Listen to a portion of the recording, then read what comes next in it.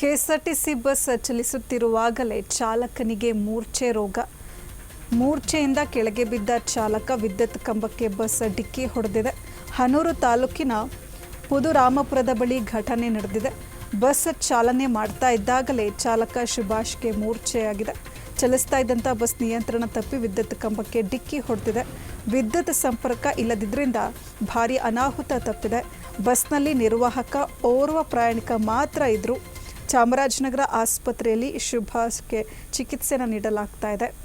KSRTC bus ಚಲಿಸ್ತಾ ಇರುವಾಗಲೇ ಚಾಲಕನಿಗೆ ಮೂರ್ಛೆ ರೋಗ ಕಾಣಿಸ್ಕೊಳ್ಳುತ್ತೆ. ಮೂರ್ಛೆಯಿಂದ ಚಾಲಕ ಕೆಳಗೆ ಬೀಳ್ತಾರೆ. ವಿದ್ಯುತ್ ಕಂಬಕ್ಕೆ ಬಸ್ ಡಿಕ್ಕಿ ಹೊಡೆಯುತ್ತೆ. ಹನೂರು ತಾಲೂಕಿನ ಪುದುರಾಮಪುರದ ಬಳಿ ಘಟನೆ ನಡೆದಿರುವಂಥದ್ದು. ಬಸ್ ಚಾಲನೆ ಮಾಡ್ತಾ ಇದ್ದಾಗಲೇ ಚಾಲಕನಿಗೆ ಮೂರ್ಛೆ ರೋಗ ಕಾಣಿಸ್ಕೊಳ್ಳುತ್ತೆ. ಚಲಿಸ್ತಾ ಇದ್ದಂಥ ಬಸ್ ನಿಯಂತ್ರಣ ತಪ್ಪಿ ವಿದ್ಯುತ್ ಕಂಬಕ್ಕೆ ಡಿಕ್ಕಿ ಹೊಡಿತಾರೆ. ಸದ್ಯ ವಿದ್ಯುತ್ ಸಂಪರ್ಕ ಇರಲಿಲ್ಲ, ಹೀಗಾಗಿ ಭಾರೀ ಅನಾಹುತ ತಪ್ಪಿದೆ. ಬಸ್ನಲ್ಲಿ ನಿರ್ವಾಹಕ ಓರ್ವ ಪ್ರಯಾಣಿಕ ಮಾತ್ರ ಇದ್ದರು.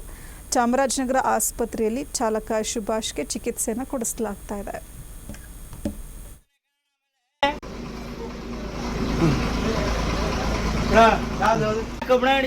ಹೋಗ್ಬಿಡ್ತಾನೆ ಕಾರಣ ಆಮೇಲೆ